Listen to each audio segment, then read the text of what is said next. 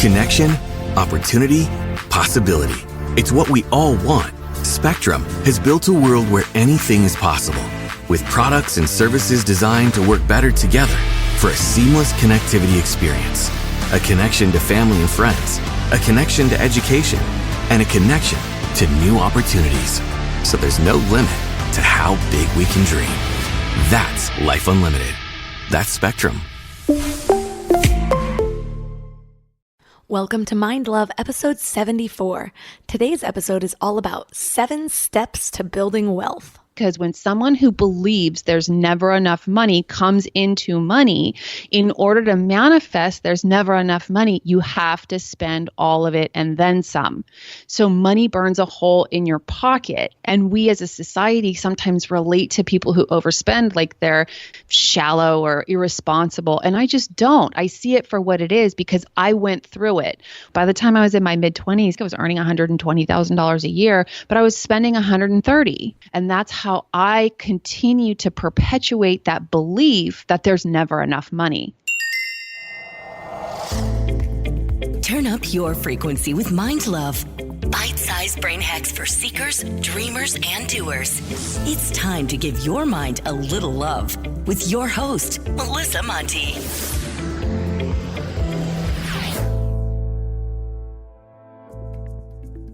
Tap that cute little button that says subscribe. More subscribers means even better guests and even more value. Plus, it helps grow the show so more people can find it. And if you ask me, everyone can use a little more mind love. Hi, friends.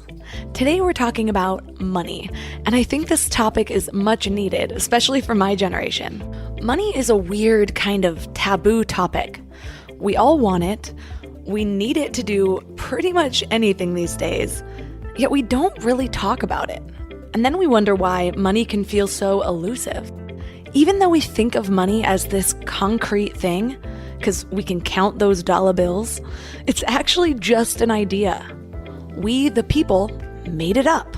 That paper only has value because we said so. So since money is an idea, then of course our relationship with it starts with how and what we think about it. And that relationship with money can have a pretty big impact on whether or not we actually have any. So today starts with our money mindset. But this episode is going to be amazing because we're not just stopping at the conceptual. We're going to dive into some real practical steps to not only change your money mindset, but also to create a concrete and practical plan to acquiring wealth. Our guest today is Hilary Hendershott. She's a certified financial planner, a leading fiduciary financial advisor, and a wealth coach with over 18 years of industry experience. She helps people find financial freedom.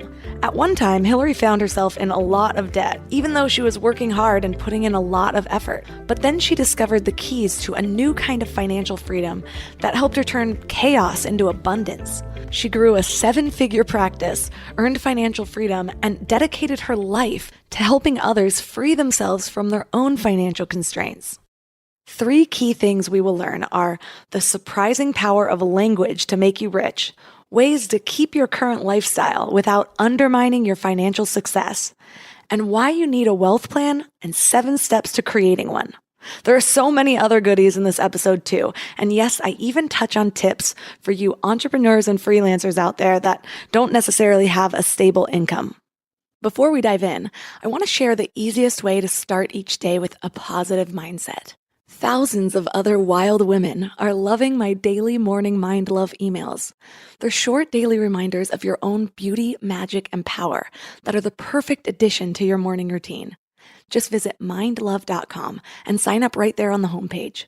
Or if you're out and about, just text the word morning to 33777. That's morning to 33777. You'll get some amazing free gifts when you do. First, you'll get a really cool free booklet of Power Lists based on proven principles from the most successful people to automate your best self. Plus, you'll get a free guided affirmation meditation. It's set to a magical binaural frequency known as the miracle tone, which is known to make you a magnet for love, health, and abundance. The layered affirmations perfectly tune your frequency for personal transformation. Go to mindlove.com to sign up, or if you're out and about, just text the word morning to 444-999. That's morning to 444-999. And now let's welcome Hilary Hendershott to the show. Thank you so much for having me. I have actually been looking for someone like you for quite a while because my finances have needed a makeover for most of my life, and it's something I've been focused on this last year or so. And from what I know about your framework and also what I love about it is that you've shown the link between this really practical information that, frankly, we all should have learned in high school, and you've brought it back to the mindset. How did you first become interested in all of this? So it really is like a 3-part story, and I will give you the 1, 2, 3, and then we can dig into any piece that's even interesting to you. So first, my father was a comprehensive financial advisor since I was about 6 years old. So it was like I grew up into it. He brought me into his firm with his wife, who's his partner, and they mentored me to be a comprehensive financial advisor. But at the same time, I felt pretty estranged from the industry because I looked around me and everybody I saw looked like my dad, like an old white guy, right? And so around that time, I found myself struggling in my own personal financial life. So I definitely have a head for numbers. I have a degree in economics, blah, blah, blah. But I was an overspender. And so as I dug into the meat of that, like why was I doing that thing and discovered that it was all mindset work that needed to get done, I thought to myself, if I can figure this out, which I eventually did, I paid off all my debt. I restored my credit score. I rebuilt my retirement accounts. And now I run a really profitable business that's all women owned and operated. I thought to myself, hey, if I can figure this out, I bet I can give it away. Like, I bet I can really provide value for people. And around that time, I joined a mastermind group that was all women business owners. And I really discovered what it is to be a woman who works for, is supported by, and is supportive of women. So it was like, aha, I got it. So here I am. I have this technical expertise, but also this empathy and understanding. And it's women who, in my experience, are estranged from their finances, the financial services industry. So let me be that bridge. Let me be that voice. That really is the story. I can relate to that so much. I was terrible with money in college. I didn't have a lot of it at all. I had like a couple $100s for the month, and that had to include my food.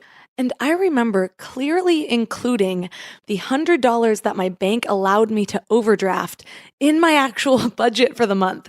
And not because I had to, on necessities, just on ridiculous things that I did not need, and I didn't even want like the full day before. One time I actually remember being at Saks Fifth Avenue and buying a Furla purse that was on sale from $500 to $200 when I only had $105 in my bank account.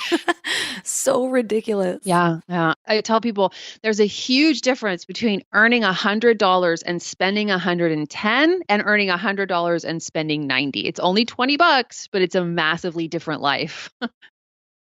So have you noticed a difference between the ways that men and women handle their finances? As in everything is individualized and customized to the person, right? Everything and everybody exists at some point on the spectrum. But if I were to paint a broad brush, I would say for the most part, women are more disempowered about money than men. Women feel more underserved by the financial services industry than men, and women have more insecurity. So they assume that their man, or men in general, are doing better in the world of money than they are, which in my personal and professional experience is not necessarily true. So I never want to stereotype, but if I had to say that's what I generally see, that is what I generally see. Money is a funny thing because we're all very hush-hush about it. We're not transparent about how much we have. We don't talk about how much we make. It's almost considered rude if you do. How do you think that has an impact on the way that we feel about money? everyone's money experience and money view and money mindset is individual. So I think it's fascinating when you put 10 women in a room, you've got 10 massively different financial experiences. And each one comes from, well, mine is the way. The way I see money is the way it actually is, but it's not true, right? And so seeing that as the rubber meets the road in reality really has a massive impact on their beliefs. I love this idea of getting together and talking about your finances. And I actually did just that last year with my women's group. So I thought I'd share that with you guys in case you're inspired to do the same. Last year, in my women's group, every month we had a theme. Well, one of the months, every meetup revolved all around money. And I can't tell you how liberating and helpful it was to just have open, honest dialogues about our financial situations. Also, sharing your salary and making personal finance a more common topic, you will actually get a better sense for how your salary and benefits packages stack up to the norms, which means that'll empower you to be able to ask for what you deserve. It's hard to ask for something that you don't already believe is fair, and understanding that possibly your salary could be lower than other people's doing the same thing could be just the education ammo you need to have that difficult conversation with your boss. So my ladies and I actually all got together and we read You Are a Badass at Making Money by Jen Sincero. I'll link to it in the show notes. That book is awesome because it actually has some of those money mindset exercises in it. And then we gathered around and answered some of the topics transparently. It was not only great for our financial situation, it was also great for our friendships. So say somebody realizes, holy crap, I need to work on my money mindset. If there was one key to actually understanding and transforming your finances, where would we start? The next really most impactful thing you can do is impact cash flow management at the same time as doing that money mindset work. And by cash flow management, I mean the very nitty-gritty details of how much is coming in, how much is going out, how much are you saving, and how much does that put you on a trajectory to have when you want to cross that threshold we call financial freedom. So I really think it's those two things happening at the same time. So that's what I try to do with my clients. So for some, having a money mindset that's based around fear and lack might make sense if they grew up in poverty or if they really did never feel like there was enough money to go around. But for example, in my situation, my mom and stepdad were comfortable. We were middle class, maybe even slightly upper middle class. Yet still, as soon as I was off on my own, I was just terrible with money. So other than just our financial situations growing up, what else impacts our beliefs about money?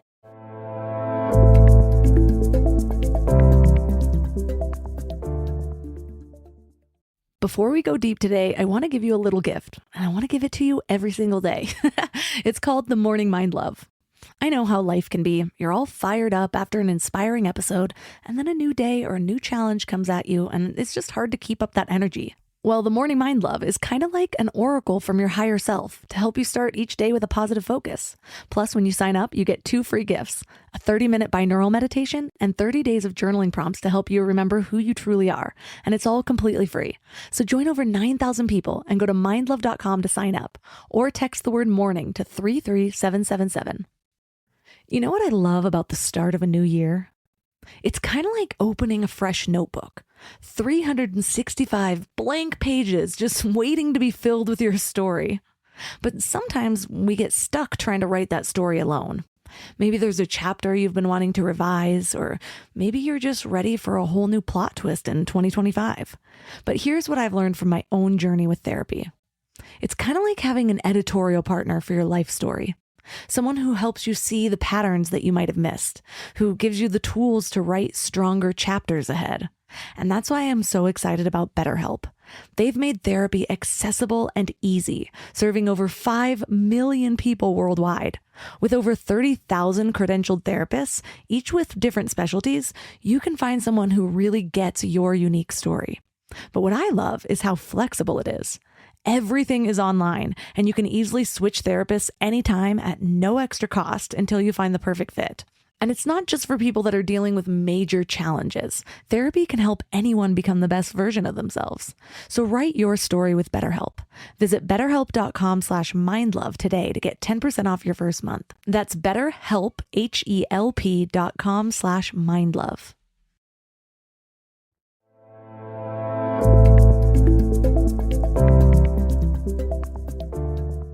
So other than just our financial situations growing up, what else impacts our beliefs about money? This was actually the topic of the TEDx talk that I did. What the neuroscientists have discovered is that our experience of life is really a function of language. It's the stories we say to ourselves and to other people. And I know you've covered a lot of this topic on your show. But when it comes to money, see, money doesn't have any nature in reality. It doesn't have any characteristics. It's simply a conversation. We human beings made it up. Some people call it energy. It's the same thing. The fact is, it's conceptual, which is really hard for kids. So as you're growing up, you hear adults talk about this thing called money, and you latch on to something that you heard or something that you made up about something that you heard. So it doesn't always mimic how your parents are. So the fact that your parents had sufficient resources doesn't necessarily mean you should have or would have. Because at some point, what you're describing is that you heard something, maybe it's money makes me powerful, or maybe it was there's never enough money, and you adopted that as your money operating system. Am I way off there? No, you're right. I actually did a course on transforming my money mindset, as I tend to do when I realize something needs improvement. And one of the activities was to try to analyze where some of these beliefs about money came from. And it was interesting because it didn't come to me right away. But then I had this flashback of my neighbor 2 doors down getting one of those above ground doughboy pools. And I begged for one. And my stepdad just said, nope, we can't afford it. And it was just his default response for saying it wasn't in the budget, or it wasn't a priority, or no, I don't want a doughboy pool ruining our lawn. But that was the first time I felt this fear about money.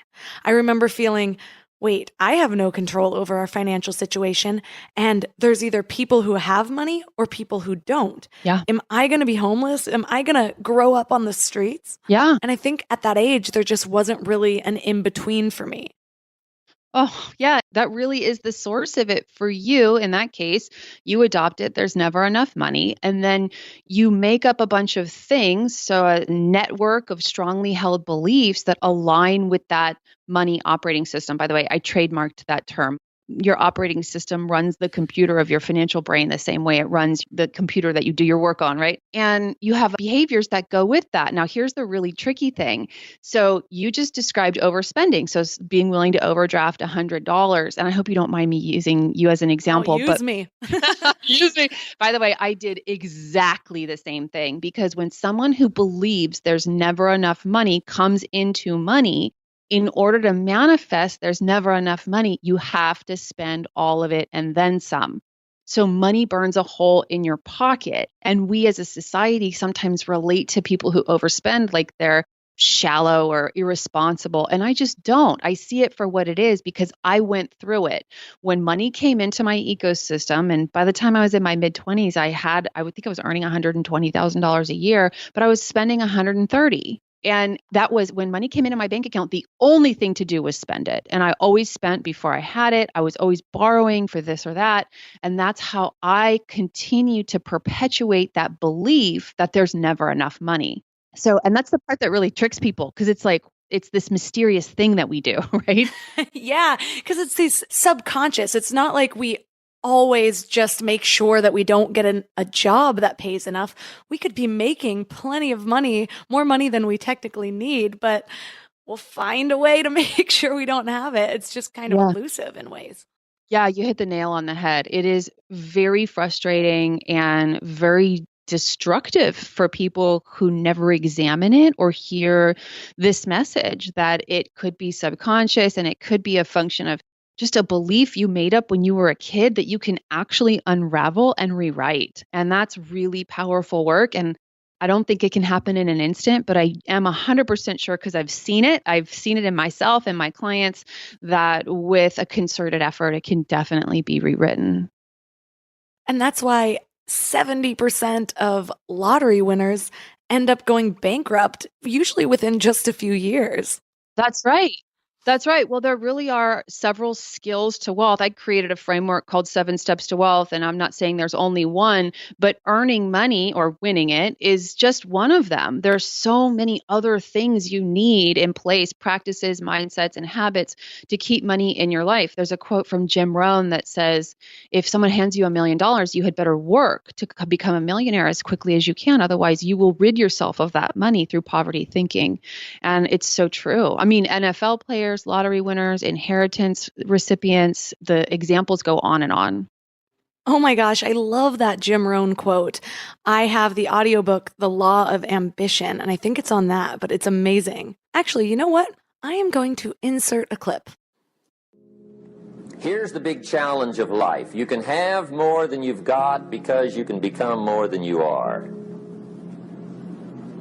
That's the challenge. And of course, the other side of the coin reads, unless you change how you are, you'll always have what you got. I have found in my experience that income does not far exceed personal development.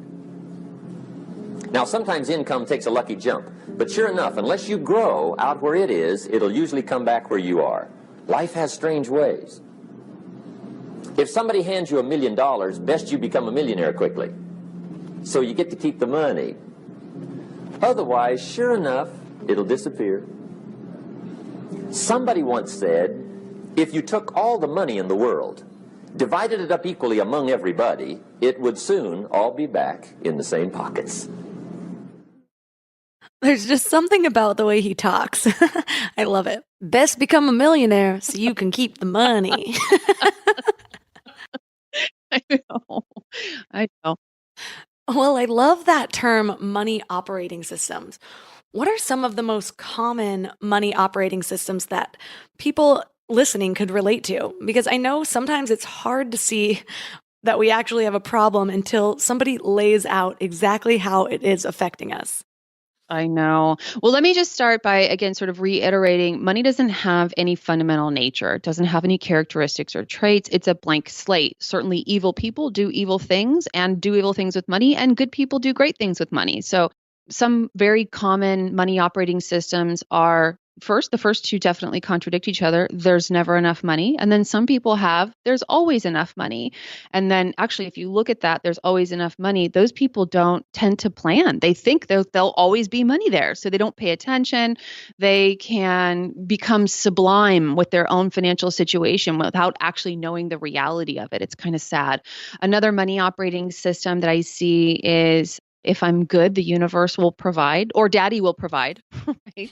Money is the root of all evil. There's money is a tool, like money is just a resource for me. So some of these are, I'm sure, strongly held beliefs about money that you've heard throughout your life. And we don't sort of realize that they're just mysticisms that we make up about money. And another one is, and I mentioned it earlier, money makes me powerful. So these folks are the ones who tend to spend on things that make them look rich. I definitely did this. I bought a BMW 330 convertible totally on loan. I was just broke, not 2 nickels to rub together, because I wanted other people to think I was successful. And so if you see, you either know or have heard of, maybe you've seen on TV, people who wear the emblems of wealth proudly, and that's because of their money operating system. So those are some of the most common ones. It's interesting because sometimes I do see where the trickiness comes in.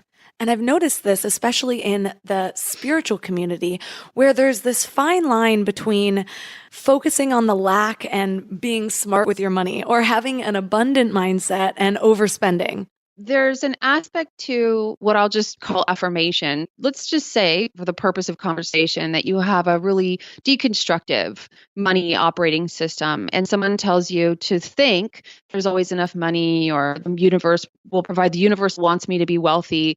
In some cases, that's just icing on mud. And I don't know your story, but you can't just take positive thinking and sort of force it into a system that's already well entrenched. But you really can, through conscious work, unravel the money operating system, because what we have to do is, let's take, for example, the person who thinks there's never enough money. She's an overspender.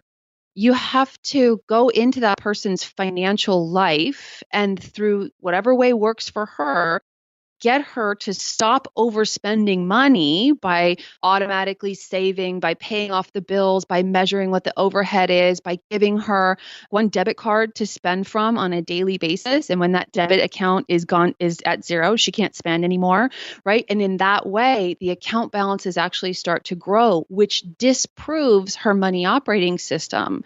So this is an example of showing a person in reality, there actually is enough money. See? And this really begins to unravel that strongly held belief, which makes space for an optimistic or positive affirmation like the universe wants me to be rich. And there's nothing wrong with the universe wants me to be rich as long as you're actually also looking at your bank accounts. Well, I am motivated, I'll tell you. So let's dive into these 7 steps for wealth. Where do we start? Oh, thank you. Yes. When I got to my financial rock bottom, as they say, I had a walk of shame home from the gas station because I couldn't put a tank of gas in my BMW convertible. And I said to myself, this is not how my life is going to go. This is not the future or the present that I'm committed to. And I'm going to do everything differently. And that was my decision to alter the way things had been going and really to be rich. So the first step to wealth is to decide.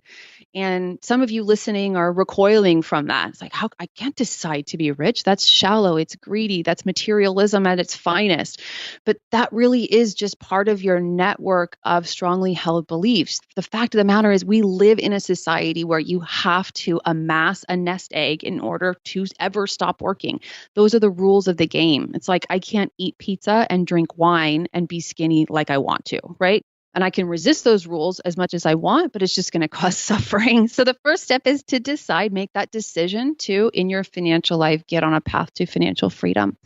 And then the second step is speak. So we've talked a little bit about the importance of mindsets, and mindsets turn into language. So you were that little girl who at some point said, there's never enough money to herself. I got it. There's never enough money. And then that was the world you spoke into existence. So now we have to look at what are the things you're saying about money. Sounds like the fear of money going away is very powerful for you, is gripping for you. So look at the things that you're saying about, well, money could go away or something like that. I invite my clients to stop saying, I can't afford that. Or things like, it shouldn't be about the money. It's not all about the money, things like this.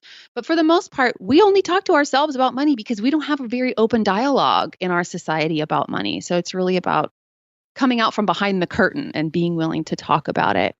So we've already covered that using terminology like I can't afford it isn't the best for our money mindsets. So what are some good alternatives? Say we're tempted with something, but it's not in the budget for that day.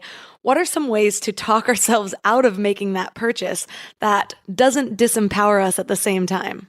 Yeah, so 2 things. You can make the purchase or not make the purchase, but if it's out of the plan, then you say, oh, I got it. Okay, well, let me figure out what I can do to get that money. That's an empowered way to reply. And that's certainly empowering you around money, because what you're saying when you say, I can't afford that, is money is more powerful than me. Like it can't be done, which isn't true. And then if you're not going to buy it, just take responsibility for it. Like I would have said to your parents, why don't you say to your daughter, we're not going to put that in our spending plan, right? We're just not going to buy that for you, honey. And as a trade-off, we get to have this lovely house and the car has gas in it every day and your sandwich gets made for lunch. And right, like we've decided how we're going to make our trade-offs, and that's not it. It's like when I used to be the manager of a restaurant and people would ask for this or that. And I would say, well, that's against company policy. It's like hiding behind this thing. It's like a wall. I can't afford that, right? But we accept it. I interviewed someone once on my show and she said, when my friends say I can't afford that, I say, if you say so. And just to kind of make this, the importance of the speak step bigger, let me share with you quickly a success story from someone I worked with last year. And this is not her real name, but we called her Danica. And when she started working with me, she was just completely a function of this divorce that had happened in her life more than a decade prior. So this divorce had left her destitute. She was just starting a job as a real estate agent. She had to live on friends' couches with her 3 kids for more than a decade paid. She couldn't afford rent because she was paying off $300,000 in debt. I mean, she's a survivor, right? But she had this narrative about herself that she told everybody. She was surviving this divorce. She was this woman who was going to she was mama bear. She was doing it for her kids. But I said to her, metaphorically, you're always just clamoring to get to the top of the mountain. The narrative you're creating yourself in the world has you being a survivor, but you never get to triumph. You never get to the top of the mountain.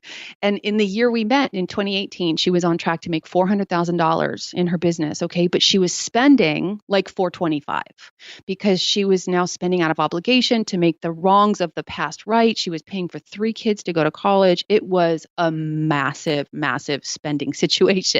And when she saw the narrative that she was creating for herself and for other people, she's like, okay, I got it. She went to her friends and family and colleagues and said, that's the past. It's no longer me. I'm now creating triumph. I'm creating financial success. I'm going to be responsible with money. I want to buy a house. I'm going to achieve financial freedom. And it was incredibly powerful. She used to come to our mastermind meetings. She would sort of dance in the room. She's like, I don't even know how I can be here right now. I'm working so much. I have more listings than I know what to do with. She finished 2018 with almost $900,000 in income. And that was all out of just altering the narrative of her life, right? And creating herself anew in the listening of other people. So very, very powerful.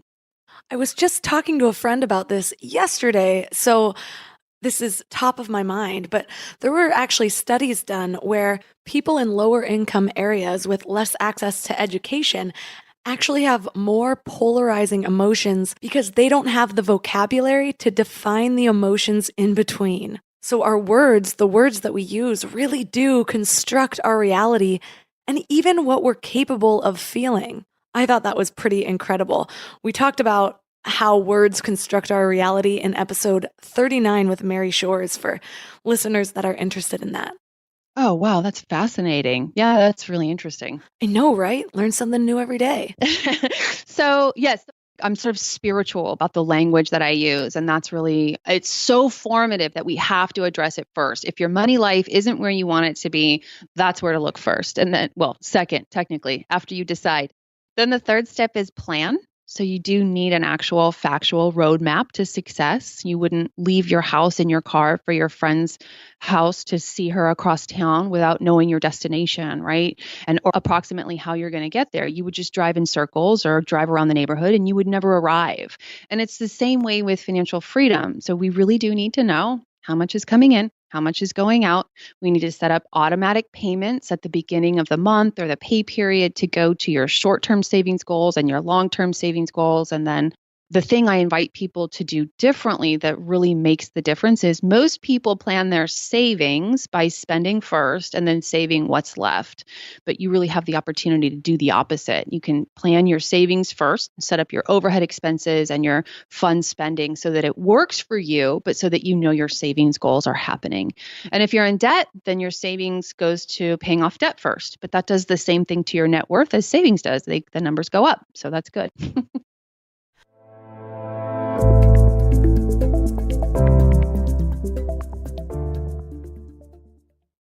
You know what's crazy? After all these years of hosting Mind Love and talking to some of the world's leading experts, one of the biggest eye-openers for me has been just how much our gut affects, well, everything. When my gut feels good, my mind feels clear, my intuition is stronger, and I just feel more balanced. And that's why I'm excited about Zoe, a science-backed nutrition company that is totally changing how we understand our gut health. They've created the most scientifically advanced at-home gut test and built the world's largest microbiome database. So when you get your results, you're not getting generic advice. You're getting insights about your body that other companies just don't have the data to provide. There's also just so much misleading health information out there. Food companies even pay influencers to promote ultra-processed foods as healthy. And that's why I love that Zoe relies purely on science. Real science. Their randomized controlled trial showed that participants were 4 times as likely to report better sleep and more energy, all thanks to the info from the largest microbiome database on the planet. So go to Zoe.com and find out what Zoe membership could do for you. And because you listen to Mind Love, you can use the exclusive code MindLove10 to get 10% off membership. As a Zoe member, you'll get an at-home test kit and personalized nutrition program to help you make smarter food choices that support your gut. That's Zoe.com. Use MindLove10 at checkout. Trust your gut. Trust Zoe.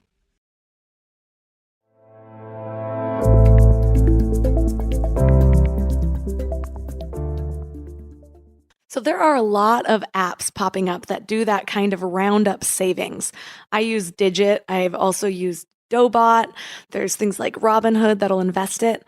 Do you see that as beneficial, or does the roundup option make it too hard to strategically plan?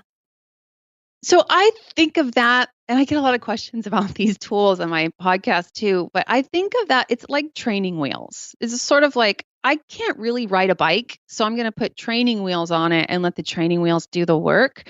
And if you're on an effective savings, like I call it financial automation. So I literally set up a series of automatic account transfers every month. They get my bills paid, fund my spending accounts, and fund my savings accounts. It all happens invisibly. And so it's this beautiful machine that just like works in the background. If you have your savings plan set up, that's sure, fine. If you want to save by rounding up each transaction, that's cool. That's like bonus points. But if it's the only thing you're doing, I highly doubt it's going to get you there, both in practicality and from a mindset perspective, because you can see it's sort of like delegating, but offhandedly, like not consciously. Does that make sense? That does make sense. It's like skipping the work and still expecting to grow. You might save a little bit, but you're not transforming yourself in the process. Yeah, exactly. And then my experience is a lot of those people actually take the savings that is there and spend it at the end of the month anyway. So what's the point? I have been that girl. I'm like, oh, cool. I saved $400. Now I'm just going to spend it on something that I don't need at all. Another furlough. Yes. I didn't even want the purse. It was just on sale.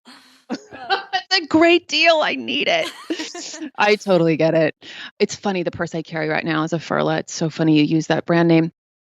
So the next step is ask. So once you have your plan in place, then you want to expand your financial life by asking. And there's a whole myriad of ways that you can ask. Like, I believe my team reached out to your team at some point and said, hey, can Hilary come on your podcast? That's an ask.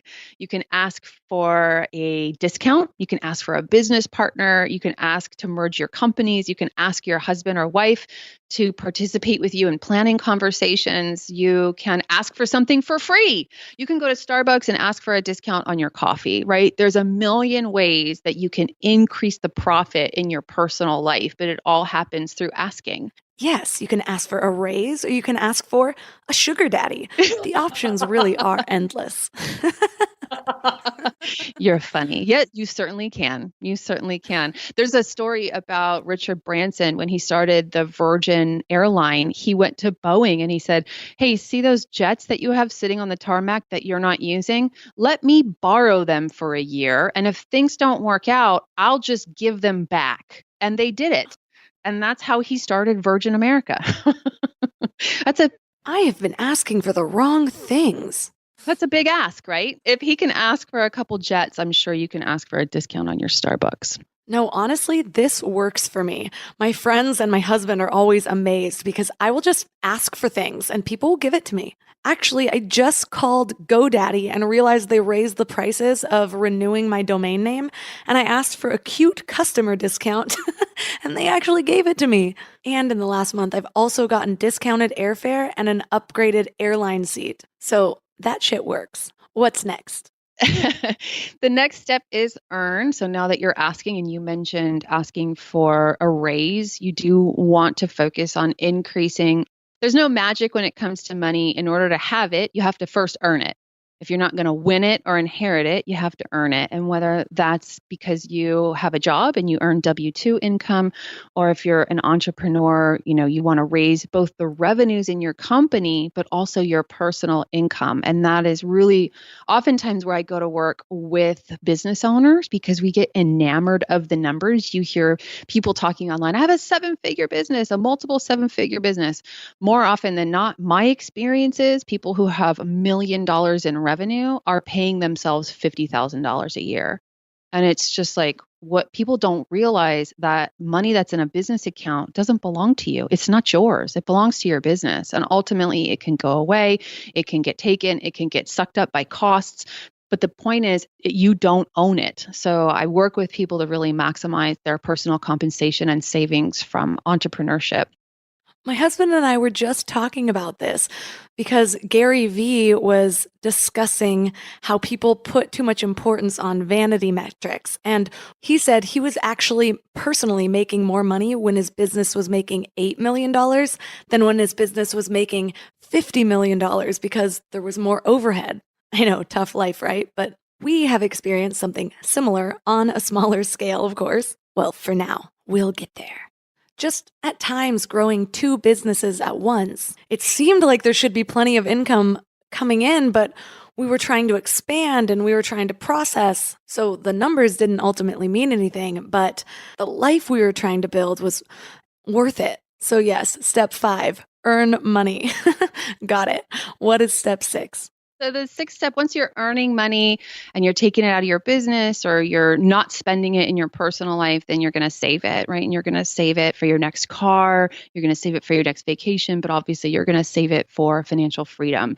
And you need to invest it in ways that earn you compound returns. Now, investing, you can get an entire master's degree on that topic. So, and I've just said invest, like that's the 6th step to wealth.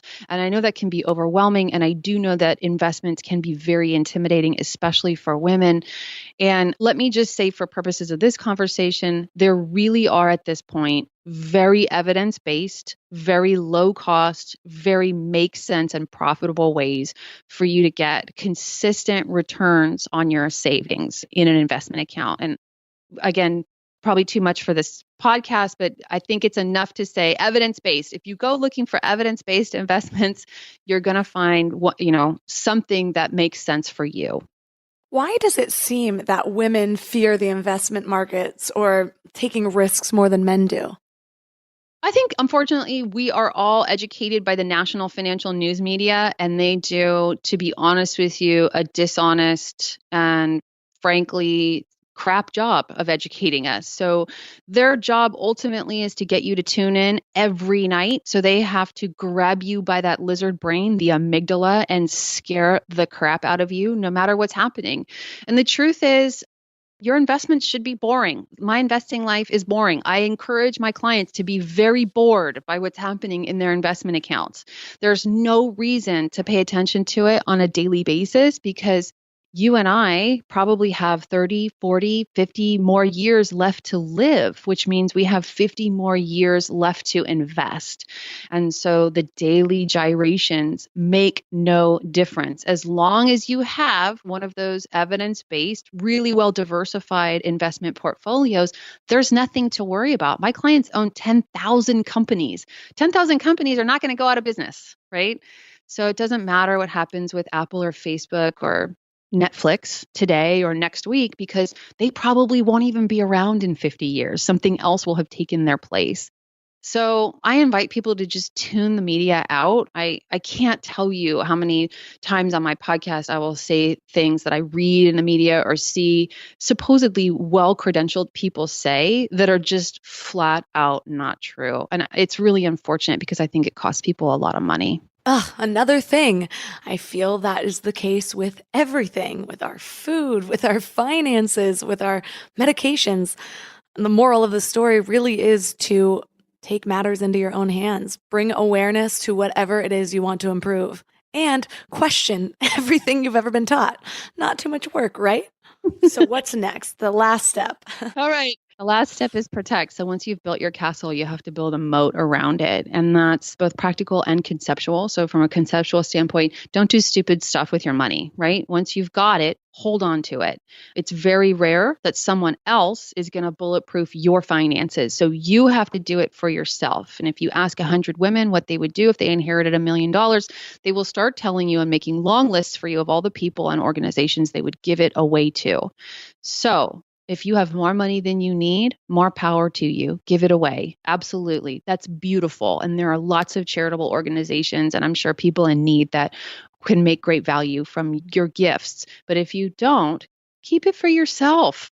And not only that, but you do need to buy those insurances so that if something does happen, you get compensated. So your homeowners, your renters, your auto insurance, your health insurance. My daughter was diagnosed with a chronic illness last year. I post these bills on Facebook. I've got $500,000 in medical bills from Stanford Children's Hospital, and my total out of pocket has been about $1,000.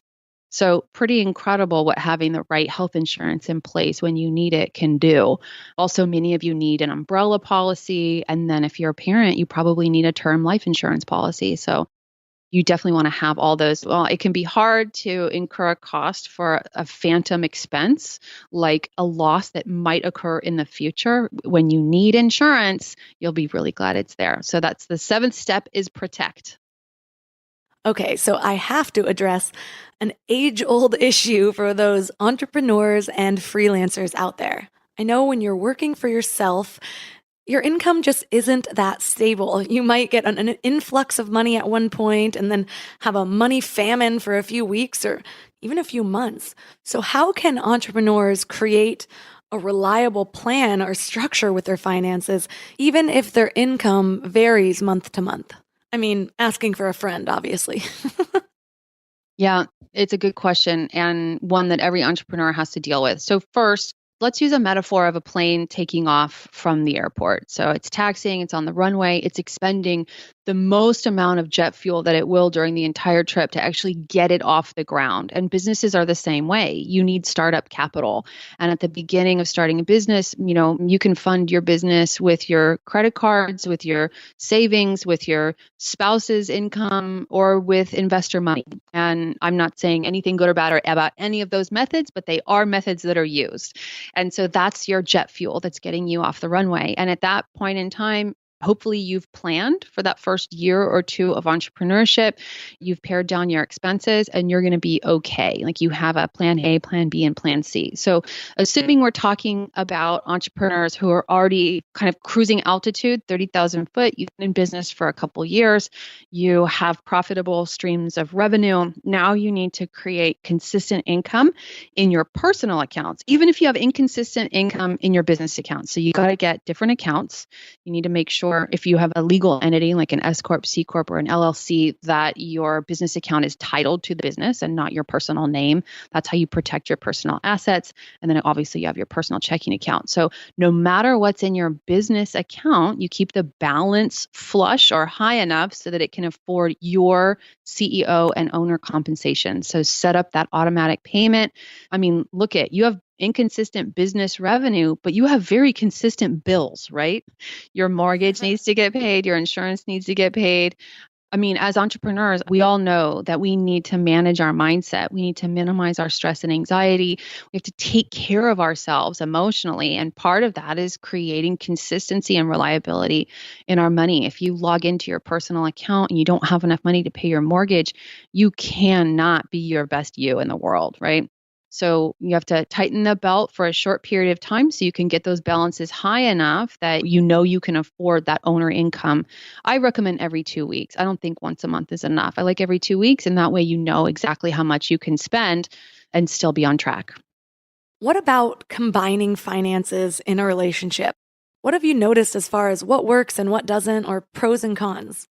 I have no problem if you keep your finances separate or if you merge them. However, know that marriage is a business partnership. Money is business. So if you are married, especially in a community property state like the state of California, you are in a business partnership with your spouse. So if you keep your money separate, it's okay. It's just that it's kind of a false separateness. It's kind of a fake division there. I think that just like the 7 steps to wealth, you should and have the opportunity to start with the mindset work. So get on the same page about what money means to you, what your financial goals are, how important is paying for college for the kids, when do you want to retire, if you want to take the time to unravel some of those strongly held beliefs from your childhood that are not working, that's a great time and reason to do it. By the way, if you were just messing with your own finances before, but if left unexamined, your money mindset is going to have you screw up your spouse too, let that be leverage for you. Take the time to work it out, and then you can create a plan together. I do think that many couples need to have little accounts that they can spend from without getting permission from their spouse. And whatever works in your money plan is what works, whether that's $100 a month or $1,000 a month or more. But there should be things you can buy without having to answer to your partner, because there's going to be things you want that he or she doesn't understand. And that's fine as long as you have the money for it. And then, I recommend at least annual kind of take a 30,000 foot view. Let's look at what's our savings rate. What did we do last year? How much taxes did we pay? And, you can hire a financial advisor to do that with you, or, create a way to do it for yourself. But make sure that you're checking in. What's our trajectory here? Where are we headed? And are we going to achieve those goals? I will say, as far as stress levels go, combining our finances was one of the best things that we did, because then we didn't have to focus on the stressful conversations for every single purchase. Like, who's buying groceries this time? Oh, I did this last time, or you haven't paid for anything. Plus, then I could always just glance at him and slide him the bill and act like I had my little sugar daddy and still feel like I was contributing. And overall, we were able to have more transparency on what was coming in and going out. But even more so, it felt like it sealed in our partnership in a way. It felt really good for the first time ever to feel like I was on the same team as somebody when it came to money, instead of just having to fend for myself for so long. But yes, we still do have our separate accounts so that when I really need to buy $16 worth of vegan chocolate, I don't have to explain why that is so important to my life path. And then the Maalox to get rid of the stomach ache later, yes. Well, this is LA. I'm pretty sure there's a clinic to just pump it right out of my system. Yeah, my husband was willing to actually merge our finances in terms of, we just started paying for things for each other actually before we got married, but he had so many business accounts that he has many, many business entities that he's been running for a couple years. And so he had this banking relationship at Bank of America, and I didn't want to bank at Bank of America. And so it took us a while to actually merge the accounts. And I finally said, look, I have no insight into what's happening in our financial life. I am a financial planner. We have to merge accounts. We just have to go. And so we picked a different bank, like not the one I was using, not the one he was using. Now we have a third bank. I can't even tell you how many bank accounts we have, but finally we can do planning conversations together. It's like, I know how much is there. We took a cash flow management course that actually recommended us having a ton of different bank accounts so that we could have one for each category of spending. And we haven't gotten it fully up and running yet, but I can totally see how it would relieve stress. Yeah, so you are exactly right. That's exactly how I set up financial automation for my clients. Is we have your one spending account, we have your overhead account. So that's for the bills that you need to get paid. That's what your bills get paid out of that account. And then you have, like, I have an account called All Things Auto. So it's for my car repairs as well as my next car purchase. I saved for next year, the holidays. I celebrate Christmas, so I spend maybe $1,500 on gifts, and I save for that all year. So it's not a surprise or painful when the spending comes. And then obviously my IRAs, my 401ks, and my brokerage savings accounts. So yeah, many, many, many bank accounts. Okay, lastly, let's talk about the stress of debt. I know that the way we feel plays such an important role in how we end up constructing and manifesting our reality.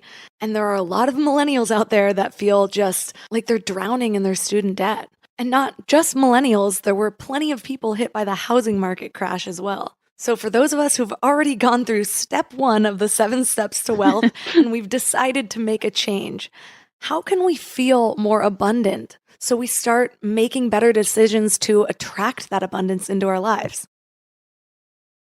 So let me give you an example from a husband and wife that I worked with, and they were well compensated. So they're engineers in Silicon Valley, about $400,000 in income, but together they had racked up about $200,000 in debt. So they're saving in their 401ks and at the same time are spending more than they make. So every month they're trying to pay off the credit card debt, but then next month it just gets racked right back up again. So it was super overwhelming. It was like spinning 15 plates for them.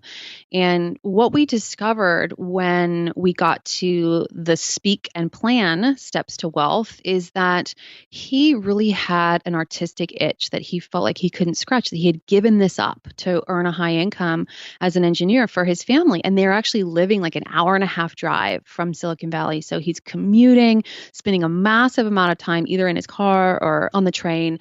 And he really felt like there was a part of him that was unfulfilled. And so he was spending a lot of money on musical equipment, and she was critical of him. So he was spending a couple $1,000s on some musical and recording equipment every month. This is so he can feel fulfilled and scratch this itch that he feels he has. And she's getting more and more and more resentful. She's trying to spend less and less on herself, which of course leaves her feeling really not taken care of. So what we did was we set up a plan that allows him to spend but it doesn't have to be covert. It doesn't have to be hidden. She knows about it. He gets that savings account that's just his, or that spending account that's just his. And so does she. She gets the same amount. And so in that way, it's fair. It's transparent. They're in a partnership. They agreed to it. He took a look around and he said, well, $200,000 of credit card debt. I've got quite a bit of equipment over here. Let me just make do with this and not keep spending and kind of putting a Band-Aid on this I don't love my job problem. And while we were working together, he started looking for a new job. They actually worked out a plan so that he could stop working and he could actually start a musical business if he wanted to. And at the end of it, they felt like for the first time they were in a both emotional and financial partnership, but that they're really on a path to do what fulfills them in life. And that's not to say that that story is going to work for every one of your listeners, but I often find that there are really deeper subconscious issues when chronic overspending is happening. So I invite you to take a look at what really is going on with that spending. Why is it happening? And can we actually create a way for you to feel like you have an abundant life? Another example is my story. When I pulled my financial turnaround, what I discovered is that food is a massive portion of your spending when you're first starting out, right? And I discovered that I just had really inefficient spending. I was spending like $750 a month on restaurants that I didn't really enjoy, like extra dishes, but also, this is really weird, but condiments. I was spending a massive amount on salsas and oils and cooking things, right, that I didn't even enjoy. So I was able to cut those out. It didn't cost me much in terms of utility or happiness. And I could then pay off debt with that money instead of spending it. I know that sounds like a really fringe thing to talk about, but it really was super inefficient spending and made a big difference for me. No, I'm really glad you said that, because even if it does seem very specific, in a way, it's just more evidence for the concept that what we track improves. And the only way to make a real change is by taking action toward that change. And that action builds momentum. So we don't need to be confined by our circumstances. We can get back on top of it. So it really just goes back to the mindset. Yeah, exactly. And it's power of really looking at the numbers. We spend on so much, there has to be some of it that's inefficient in terms of how much utility or value is that dollar really giving you. And then you have the opportunity to spend on those things that give you the most ROI. Well, thank you so much for everything you shared today. I love how there was so much practicality blended with mindset and spirituality. So for listeners who want to connect more, where is the best place to find you online? Sure. The best place is my homepage, which is hilaryhendershott.com. Hilary has one L and Hendershott has two T's.